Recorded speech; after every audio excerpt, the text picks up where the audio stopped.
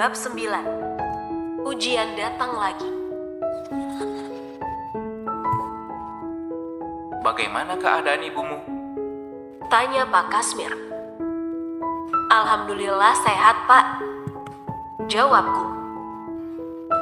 Pak Kasmir selalu menanyakan keadaan karyawan dan keluarga karyawannya. Kami di sini bukan hanya sebagai pekerja saja di toko beliau, melainkan kami juga dianggap sebagai keluarga. Pak Kasmir adalah bos yang baik untuk para karyawannya. Pantasan saja para karyawan di sini ada yang sudah sampai belasan tahun bekerja. Dan aku adalah salah satu dari karyawan yang beruntung itu. Zaman sekarang sulit sekali mendapatkan bos yang baik hati seperti Pak Kasmir. Riana, kamu tahu nggak kalau Bagas anak bos kita selalu curi-curi pandang padamu? Ucap Wina temanku. Itu cuma perasaanmu saja, Win. Lagi pula di sini aku datang untuk bekerja dan bukan untuk datang menggoda siapapun. Ucapku biasa saja. Kamu tahu nggak, April itu juga suka dari dulu sama Bagas. Tapi kayaknya Bagas cuek aja tuh. Walaupun April sering kasih perhatian pada Bagas. Ucap Wina. April adalah petugas kasir di toko Harapan Bunda. Gayanya yang elit dan judes membuatku malas untuk berteman dengannya. Karena waktu itu aku pernah mengajaknya untuk berkenalan dan berusaha akrab. Namun April terkesan memilih teman. Jujur, aku tak tertarik sama sekali dengan urusan lelaki dan perasaan. Hatiku untuk saat ini hanyalah untuk ibu seorang. Aku tak tahu sampai kapan hati ini bisa merasakan yang namanya jatuh cinta. Karena merasa tak dihiraukan bercerita, Wina akhirnya sebel dan meninggalkanku mengatur barang yang berantakan di belakang. Jarum jam pun beralih ke angka 5. Tandanya waktu kami untuk berhenti bekerja dan menutup toko. Peluh lelah hari ini sungguh nikmat karena aku bahagia bisa bekerja sambil menengok ibuku. Sesampainya di rumah, aku melihat ibuku sedang duduk sambil menjahit rokku yang robek waktu itu. Aku tersenyum melihat ibuku yang baik-baik saja. Ibu kenapa repot-repot menjahit rok Riana? Riana bisa jahit sendiri. Ucapku menyapa ibu. Ibu nggak ada kerjaan. Kebetulan tadi ibu lihat rok kamu sudah sobek. Ibu langsung menjahitnya. Ucap ibuku senang. Aku pun pamit untuk mandi sore dan berganti pakaian. Setelah badan ini segar, aku langsung menghampiri ibu yang sudah selesai menjahit rokku. Bu, Mbak Rahmi kemana? Tanyaku. Mbakmu itu sedari tadi siang pergi. Sampai sekarang belum pulang. Jawab ibu. Loh, bukannya tadi siang Mbak Rahmi ada di rumah, Bu? Ucapku heran. Iya, tadi pas kamu balik kerja, Rahmi langsung pamit sama ibu untuk pergi keluar sebentar. Namun sampai saat ini belum pulang juga. Jelas ibu khawatir. Kemana Mbak Rahmi pergi? Dan apa urusan kakakku itu keluar rumah? Dari kemarin belagatnya sangat mencurigakan. Bu, Riana tinggal sebentar ke rumah Bang Imran ya. Izinku pada ibu. Pergilah, jangan lama-lama. Ibu kesepian di rumah sendiri. Ucap ibu. Apa ibu mau ikut? Riana akan gendong ibu. Ucapku menawarkan. Riana, memang ibumu bayi pakai digendong. Pergilah cepat, ntar keburu maghrib. Ucap ibu terkekeh. Aku pun pergi ke rumah Bang Imran. Sampai di sana pintu Bang Imran tertutup dan dikunci. Aku bertanya di mana kakak iparku Yuli dan kedua keponakanku Rizka dan Rizky pada tetangga. Namun mereka bilang penghuni rumah ini sudah pindah semenjak tadi siang dan rumah ini sudah disita oleh rentenir. Aku sangat terkejut mendengar penjelasan tetangga Bang Imran. Mengapa tadi siang Bang Imran hanya terdiam saja dan tak bercerita apa-apa? Atau mungkin Bang Imran sengaja tak menceritakan padaku tentang kesusahannya agar ibu tak tahu. Dan ibu takutnya akan kefikiran. Aku pulang dengan sangat lesu. Baru saja abangku menjalin keakraban dan ingin berbakti pada ibu, kini harus pergi lagi entah kemana. Aku hanya menunggu kepulangan Bang Jamal dan Mbak Rahmi dan menanyakan keberadaan Bang Imran. Menjelang maghrib, Mbak Rahmi pun pulang bersama Bang Jamal. "Mbak dari mana saja? Kenapa ibu ditinggalin sendirian?" tanyaku. "Mbak tadi ada urusan di luar yang harus Mbak selesaikan." Jawaban Mbak Rahmi sama dengan jawabannya tadi pagi ketika ku tanya, "Ada apa dengan saudara sulungku ini? Apa yang terjadi sebenarnya hingga Mbak Rahmi enggan bercerita padaku?" Usai sholat maghrib, aku pun menghampiri Mbak Rahmi yang duduk di ruang tengah sembari melipat pakaian. "Mbak mau kemana? Kok pakaian yang ada di lemari Mbak masukin ke kardus?" ucapku curiga. "Mbak hanya memisahkan pakaian yang sudah tak layak pakai. Lemari Mbak penuh," jawabnya. Jawaban Mbak Rahmi seolah tak sinkron dengan apa yang aku lihat.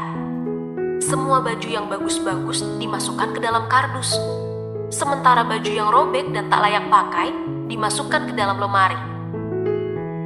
"Mbak tahu tidak kalau Bang Imran sudah pindah?" ucapku. Mbak Rahmi sesaat menghentikan tangannya melipat baju lalu memandangku. "Jangan keras-keras, nanti didengar oleh ibu," ucap Mbak Rahmi mengacungkan jari telunjuk ke mulutnya. "Imran itu banyak hutang, makanya rumah yang ditinggalinya saat ini diambil oleh rentenir," jelas Mbak Rahmi. "Kok sampai banyak hutang sih Mbak? Kan Bang Imran bekerja setiap harinya," ucapku heran. Si Yuli, istrinya itu gaya hidupnya selangit. Selalu saja menuntut suaminya untuk membeli sesuatu yang dia inginkan. Jika tidak tercapai, maka cerailah yang ia minta dari suaminya, jelas Mbak Rahmi. "Terus Bang Imran sekarang pindah kemana Mbak?" tanyaku lagi. "Imran pindah ke rumah mertuanya. Tadi siang itu makanya Mbak lama pulang karena mengantarkan Imran ke sana," jelas Mbak Rahmi dengan suara yang pelan. Kasihan juga nasib Bang Imran. Walau bagaimanapun, Bang Imran adalah tetap saudaraku. Tak terasa bulir bening menetes di pipiku menangisi saudaraku itu. Andai aku punya kemampuan, aku pasti akan membantu saudaraku terbebas dari hutang piutang. Saat kami sedang membicarakan Bang Imran, tiba-tiba pintu diketuk oleh seseorang. Aku bangkit dan bergegas keluar rumah. Maaf Mbak, mengganggu malam-malam. Apa benar ini rumah keluarganya Fadil? Tanya bapak itu memastikan. "Benar Pak, saya kakaknya," jawabku mulai khawatir. Jo, bawa ke sini. Panggil bapak itu kepada seseorang. Kulihat Fadil dibopong oleh orang itu dan membawanya sampai di depan pintu. "Ya Allah Dek, apa yang terjadi?" ucapku terkejut melihat darah bercucuran dari kening Fadil. Wajahnya bonyok dan lebam akibat pukulan. Adik Mbak tadi dikeroyok oleh pemuda yang berada di warnet. Kami segera melerai dan membawanya ke sini, ucap bapak itu. Kedua bapak itu pamit pulang. Aku membopong adikku Fadil masuk ke dalam rumah. "Ya Allah Fadil," ucap Mbak Rahmi juga kaget. Ibu pun keluar dari kamar karena mendengar suara kami. "Fadil, anakku." Ibu menangis sambil mengusap wajah itu yang babak belur. Aku mengambil kapas yang kubasahkan dengan air sambil membersihkan darah dari keningnya yang mengucur sampai ke wajahnya. Darah itu sudah agak mengering. "Mau apa kamu kesini lagi, hah?" bentak Bang Jamal yang tiba-tiba keluar dari kamarnya. "Bang, sudahlah, Fadil lagi terluka," ucap Mbak Rahmi menahan tangan kasar suaminya agar tak tersulut emosi. Aku tak tahu apa yang selama ini Fadil lakukan hingga membuat kakak iparku sangat membencinya. Ibu, maafkan Fadil, Bu. Ucap Fadil bangkit dan memeluk ibu. Fadil, anakku, ibu sangat merindukanmu. Ucap ibu memeluk Fadil dengan erat. Hari ini ujian datang bertubi-tubi. Bang Imran yang terlilit hutang, kemudian Fadil yang babak belur. Aku merasa kasihan dengan saudara-saudaraku. Di saat ibu ingin menikmati ketenangan, kini ujian datang lagi dari anak-anaknya. Entah sampai kapan ibuku merasakan ketenangan di usia senjanya.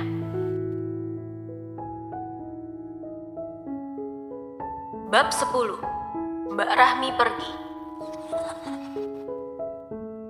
Aku dan ibu semalaman tak tidur karena menjaga Fadil adikku. Semalaman suntuk Fadil terus-menerus meringis kesakitan. Sementara Mbak Rahmi dan suaminya tertidur nyenyak di kamar mereka. Bu, istirahatlah. Biar Yana saja yang menjaga Fadil. Nanti kesehatan ibu terganggu. Ucapku. Kalaupun ibu beristirahat, ibu takkan pernah bisa tidur, nak.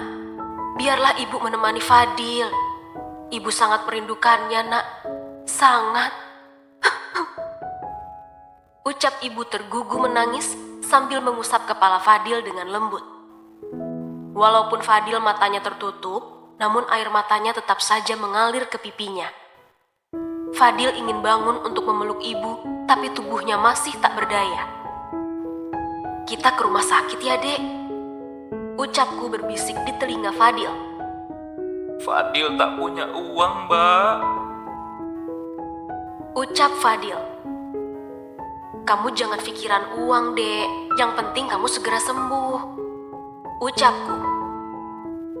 Aku ingin membawa Fadil ke rumah sakit, namun aku tak punya uang. 20.000 rupiah rasanya tidak cukup untuk biayanya. Aku mencari cara untuk menambah uang yang saat ini kupegang. Mbak, Riana mau pinjam uangnya 100.000. Nanti gajian bulan depan Riana ganti. Ucapku berharap. Maaf dek, Mbak gak ada duit. Utang Mbak aja belum bisa dibayar. Ucap Mbak Rahmi. Akhirnya aku terpaksa meminjam kepada Pak Kasmir, bos tempatku bekerja. Aku tak punya pilihan lain saat ini selain kepada beliau. Pak, maafkan saya sebelumnya jika saya terlalu lancang. Saya tak punya pilihan lain dan terpaksa datang pada Bapak. Riana ingin meminjam uang 100.000 pada Bapak. Gajian nanti terserah Bapak mau potong berapa. Saya mohon Pak, untuk saat ini saya sangat butuh sekali. Ucapku berharap penuh. Cukup 100.000? Tanya Pak Kasmir. Mungkin cukup Pak. Ucapku ragu. Ini saya kasih 100.000 dan ini sedekah saya, jangan ditolak yang 50.000. Ucap Pak Kasmir sembari memberikan uang itu padaku. Terima kasih banyak Pak. Saya minta izin sebentar untuk membawa adik saya ke rumah sakit. Ucapku minta izin. Cepat, pergilah. Ucap Pak Kasmir memberiku izin. Tak henti-hentinya aku mengucapkan terima kasih. Sampai di rumah, aku membawa Fadil ke rumah sakit. Sampai di rumah sakit, luka di kening Fadil terpaksa dijahit sekitar 10 jahitan karena lukanya terlalu dalam. Ada 4 macam obat ya Mbak, seluruhnya 250.000 dengan biaya jahit luka. Ucap kasir rumah sakit. Maaf Mbak, uang saya tidak cukup. Saya hanya membawa uang 150.000 saja.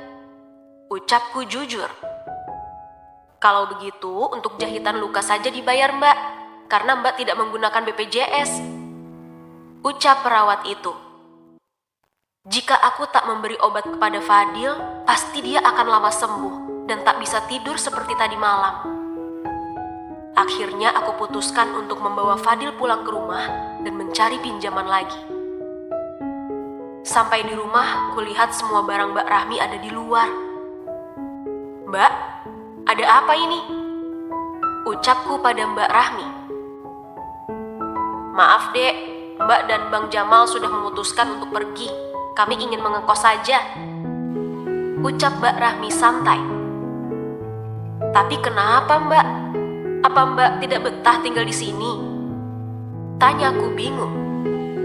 Karena saat itu Mbak Rahmi pernah memohon untuk tidak diusir dari rumah ini. Tapi mengapa sekarang ini malah nekat untuk pergi? Aku tak mau bertengkar terus dengan suamiku, Riana. Dengan ada Fadil di sini, Bang Jamal sangat keberatan, jelas Mbak Rahmi. Kulihat ibu menangis duduk di teras rumah, sementara Fadil menunduk malu dan ikut bersedih. Biar Fadil yang pergi dari sini, Mbak Rahmi, ucap Fadil mulai melangkahkan kaki.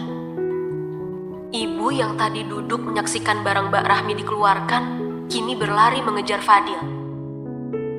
Fadil, jangan pergi nak. Ibu baru saja bahagia bertemu denganmu. Jangan pergi lagi, ucap ibu memohon. Fadil pun menghentikan langkahnya. Sementara itu, Mbak Rahmi tetap kekeh ingin pindah bersama Bang Jamal.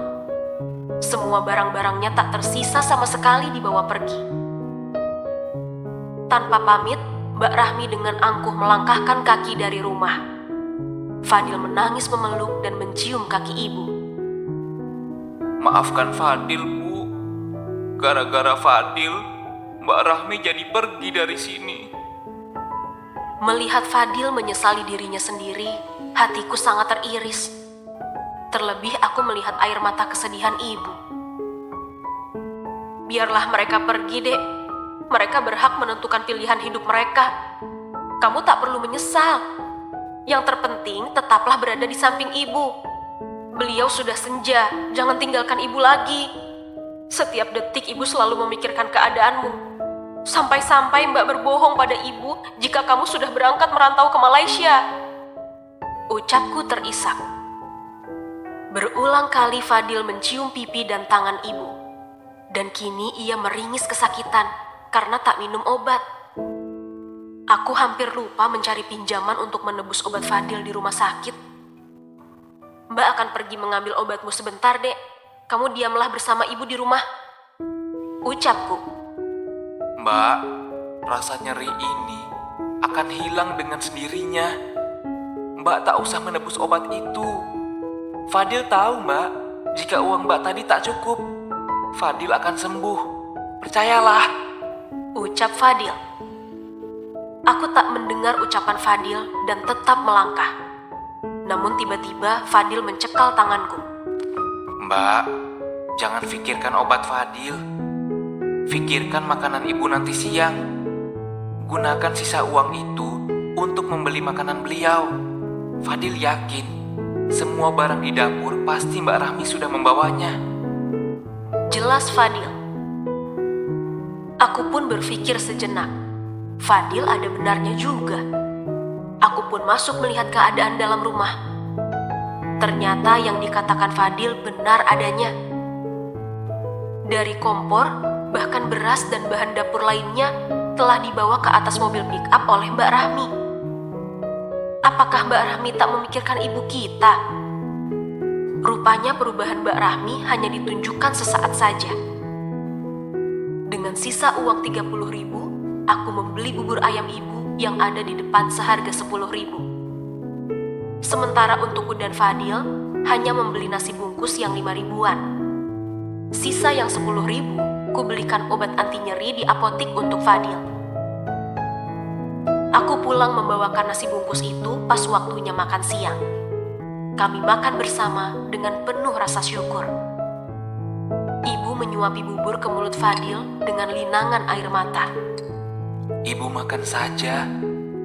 Habiskan buburnya, ucap Fadil terharu. Ibu belum tentu bisa menyuapi nasi ini ke mulutmu, nak. Mungkin esok atau lusa ibu sudah tiada. Ucapan ibu membuat aku dan Fadil spontan memeluk ibu dan menangis tergugu. jangan tinggalkan Fadil, Bu. Biarkan Fadil berbakti dulu pada ibu. Ucap Fadil berharap dan memohon. Nasi yang kami makan terasa kenyang di perut kami, walau belum habis. Sampai kapan air mata ibuku akan menangis di atas penderitaan? Aku ingin melihat ibuku menangis bahagia sebelum akhir hayatnya. Bab 11. Cerita Fadil adikku. Kini badan Fadil demam dan meriang. Kuberikan obat yang kubeli di apotik. Setelah beberapa menit, obat itu menunjukkan reaksi. Tubuh Fadil pun tak panas dingin seperti tadi. Ia terlelap nyenyak karena pengaruh obat. Miris memang, walau aku mempunyai banyak saudara, tapi bagaikan tak sedarah. Rasa peka dan saling menyayangi seolah terlupakan. Padahal memutus silaturahmi antara saudara seperti ini menimbulkan kemurkaan Allah. Malam pun tiba. Uang sepeser pun tak kupegang sama sekali. Entah pada siapa lagi aku akan meminta bantuan dan meminta pinjaman lagi. Jujur, meminta pada tetangga pun bukannya aku enggan. Namun para tetangga di sekitarku juga sama-sama fakir seperti kehidupan kami. Aku pasrah dan menengadahkan tangan kepada Sang Pemberi dan Maha Kaya. Dengan derayan air mata, aku berdoa membatin dalam hati. Aku ingin ibu dan adikku tak kelaparan malam ini. Belum 5 menit berlalu aku meminta, Allah langsung mengabulkan doaku. Seseorang datang membawakan kami nasi 3 kotak. Seseorang itu adalah dermawan yang biasa membagi-bagikan nasi di setiap malam Jumat. Dengan lahap Fadil memakan nasi kotak itu. Sebelum aku dan ibu memakan sedekah dari orang dermawan itu, terlebih dahulu kami mendoakan sang dermawan agar Allah membalas kebaikannya. Bukankah seseorang jika dibantu, jika tak bisa membalas, maka doalah yang paling afdol untuk membalas kebaikannya? Bukan hanya kami yang diberikan nasi kotak itu oleh sang dermawan, namun seluruh warga komplek yang di bawah garis kemiskinan juga diberi rata sesuai jumlah penghuni rumah. Betapa beruntungnya orang yang bisa bersedekah dalam keadaan luas pada fakir atau siapapun yang sedang kelaparan. Nilai sedekah dan pahalanya sangat luas Allah janjikan. Berapa banyak perut yang kelaparan malam ini hanya karena tak mendapatkan makanan untuk mereka makan. Walaupun sudah berusaha mencari, namun Allah datangkan orang baik untuk mencukupkan manusia di muka bumi ini. Hanya saja orang yang tak bersyukur yang selalu mengeluh. Kamu masih lapar, nak? Ini, nasi ibu makanlah. Ucap ibu pada Fadil. Melihat Fadil yang lahap, ibu sampai merelakan makanannya untuk anaknya. Begitulah sifat dasar seorang ibu. Rela lapar asalkan perut anaknya kenyang. Fadil kenyang, Bu. Sini, Fadil suapin ibu. Ucap Fadil mengambil nasi ibu di kotak, lalu menyuapkan nasi itu pada mulut ibu. Derayan air mata ibu jatuh di pipi karena merasa bahagia dan terharu. Ibu selalu mendoakan kalian, nak. Semoga kalian sukses dunia akhirat. Ucap ibu mendoakan kami dengan tulus. Amin. Ucapku bersamaan dengan Fadil. Aku tak tahu apa saja yang dilalui adikku Fadil di luaran sana. Sikapnya yang manis membuatku sangat bangga dan juga kagum. Kamu gak sholat, Dek? Tanyaku pada Fadil. Fadil nggak bisa kena air, Mbak. Nanti badan Fadil menggigil lagi. Jawab Fadil. Dek, tak ada alasan bagi laki-laki untuk tak sholat kecuali bagi perempuan. Jika kamu tak mampu untuk berwudu dengan air, maka bertayamumlah. Ibadah itu tidak memberatkan, hanya saja manusia selalu lalai dan mempunyai banyak alasan untuk tak melakukannya. Percayalah, Dek, air wudu itu adalah obat. Cepat berwudulah, Mbak tunggu. Kamu nanti yang akan menjadi imam buat Mbak dan Ibu. Fadil pun mengambil wudu di belakang rumah. Tak lama ia pun berdiri di depan kami menjadi imam sholat Isya. Saat Fadil membaca surat Al-Fatihah, air mataku tumpah ruah jatuh di pipi. Aku tak menyangka 8 tahun yang lalu kutinggalkan adikku merantau. Namun kini kudapati bacaannya sungguh mampu mengaduk-ngaduk hatiku. Merdu dan fasih, itulah yang terdengar di telingaku. Ketika saudaraku yang lain memutuskan silaturahmi, namun Allah masih menyisakan saudaraku yang luar biasa. Usai sholat dan berdoa, Fadil mencium tangan ibu lalu memeluknya dengan terisak. Maafkan kesalahan Fadil yang dulu, Bu. Fadil selalu membuat ibu susah dan menderita. Fadil hanya butuh ridho ibu di setiap langkah Fadil. Ucap Fadil menangis tergugu. Begitu juga dengan ibu, menangis dan memeluk erat tubuh adikku. Setiap detik ibu berdoa, semoga anak-anak ibu menjadi anak-anak yang soleh dan soleha. Dan kini doa ibu dikabulkan Allah, anakku telah kembali. Ibu sayang kamu, nak. Ucap ibu tergugu. Sebelum tidur, kami mengobrol sebentar untuk menyatukan kehangatan kami. Dek, di mana kamu belajar mengaji? Tanyaku pada Fadil. Karena aku begitu penasaran dengan bacaan tadi saat menjadi imam sholat. Fadil belajar dalam penjara, Mbak. Ucapnya gugup lalu menundukkan kepala. Bagaimana bisa kamu berada di sana, Dek? Tanyaku bingung. Panjang ceritanya, Mbak. Saat Fadil diusir dari rumah ini oleh Mbak Rahmi dan Bang Jamal, hidup Fadil luntang-lantung di luaran sana. Saat itu, Fadil masih labil dan belum merasakan yang namanya hidup susah. Jika dulu ada ibu yang selalu mengisi perut Fadil saat lapar, namun kala itu Fadil tak terbiasa mencari makanan sendiri, hingga Fadil terpaksa mencuri untuk bertahan hidup. Tutur Fadil berlinangan air mata. Dengan haru, ibu langsung memeluk anak bungsunya dan mengusap kepala Fadil dengan lembut. Ya Allah, Dek. Ucapku menutup mulut tak percaya. Fadil menjadi gelandangan dan terjebak dalam aksi penjualan narkoba agar Fadil dengan cepat mendapatkan uang banyak. Hingga pada akhirnya Allah menegur Fadil dan tertangkap lalu masuk dalam penjara sekitar 5 tahun. Hidup Fadil hancur saat saudara Fadil tak ada satupun yang tahu. Hidup Fadil hancur saat saudara Fadil tak ada satupun yang tahu dengan keadaan Fadil. Tuturnya kembali tergugu. Maafkan Fadil, Bu. Ucapnya kembali menunduk dan mencium kaki ibu.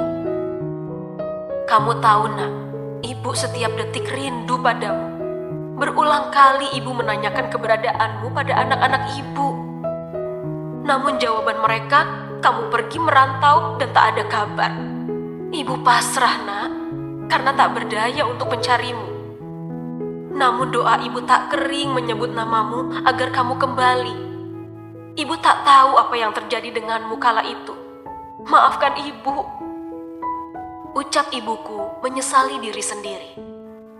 Ibu tidak salah. Fadilah yang telah durhaka kepada ibu.